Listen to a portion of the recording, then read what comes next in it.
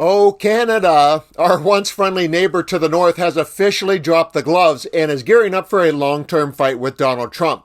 And their latest jab is an anti-Trump video that is going viral, and I have the breaking story for you next. There is no shortage of anti-Trump videos trending these days, but this one is kind of special because it's from Canada, a nation that is better known for its politeness and maple syrup than for taking political swings. But this time they're not holding back, and Trump is the target of the video slapshot you're about to see, and it has him on thin ice. But first, speaking of trending videos from Canada, I've compiled a reel that shows Canadians are not pushovers and they're prepared to push back against Trump's reign of economic tyranny. Have a look at these scathing words for the Commander-in-Chief of Chaos, and then I'll play the video that is going viral today. I want to say this morning how much I love my country. We don't tend to do that in Canada. We think that that's kind of gauche. We don't feel we need to say how much we love our country. But when we see the criminal gang that has taken control in Washington telling us we do not have a right to our nation, well, oh yeah.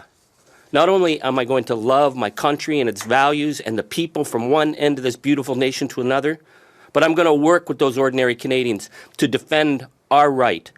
It's an existential threat because this would account on hundreds of thousands of jobs in Canada being lost and higher unemployment rate coming from our best friend and best ally.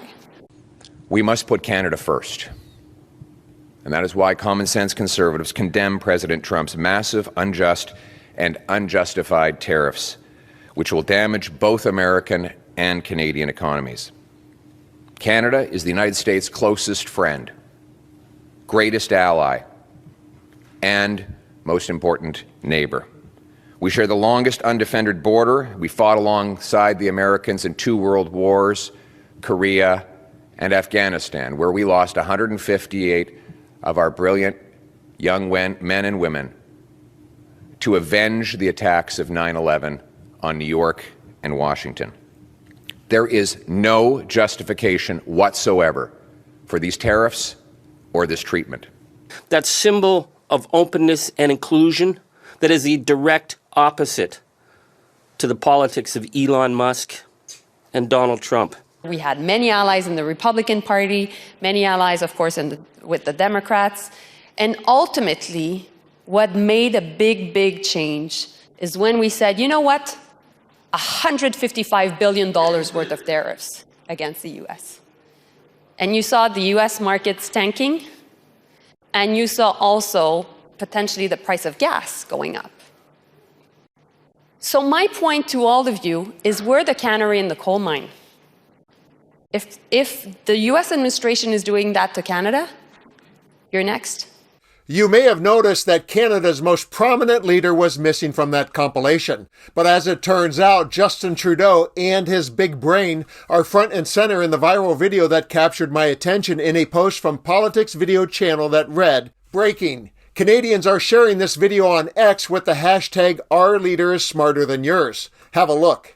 You know what uranium is, right? It's a thing called nuclear weapons and other things. Like lots of things are done with uranium, including some bad things. Normal computers work either there's power going through a wire or not. It's 1 or a 0. They're binary systems. What quantum states allow for is much more complex information to be encoded into a single bit. Regular computer bit is either a 1 or a 0, on or off. A quantum state can be much more complex than that because, as we know, things can be both particle and wave at the same times, and the uncertainty around quantum states allows us to encode more information into a much smaller computer. So that's what's exciting about quantum computing, and that's where we're going. We have had some fun at Donald Trump's expense, and it's all fun and games until someone gets hurt. And sadly, people are going to get hurt. In researching this video, I discovered a couple of stories about Canadians who are canceling their travel to the United States as a form of protest. And it wasn't a small number. A travel expert reported that up to 30% of Canadian travelers were redirecting to other countries. While the leaders posture over the high-level economics, the impact of the trickle-down economics will start to show in the months to come. If something like tourism dips because of Trump's policies, the travel and leisure industry will have to lay off employees. And that's just one example. Agriculture, manufacturing, and energy workers will also suffer, and so will their local economies. It's not an overstatement to say an economic shockwave is brewing as a result of Trumponomics. And with that said, let's close this video with some more fun at Trump's expense. In researching this story, I discovered the Canadian gem that is comedian Ron James, and I'll let his brilliant roast of the American nightmare that is Donald Trump be the final word. In his first year, Trump's approval rating dipped as low as 33%. This is supposed to be his honeymoon phase. 33%. Syphilis polls higher.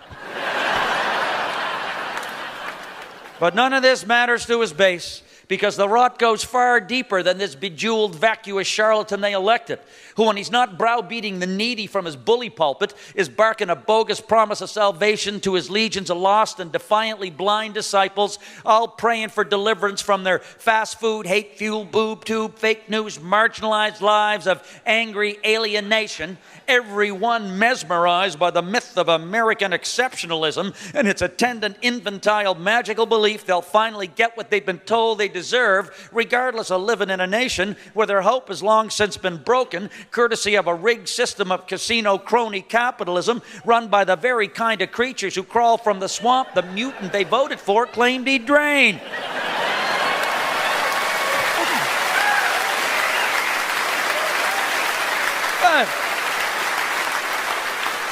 And it's all enabled by a ruthless collection of diamond-crusted, helmet-haired, fundamental Christian fascists whose fealty to the man from Galilee they worship makes a mockery of everything he stood for, which, if I recall Sunday school, never, ever, once involved Jesus grabbing Mary Magdalene by the...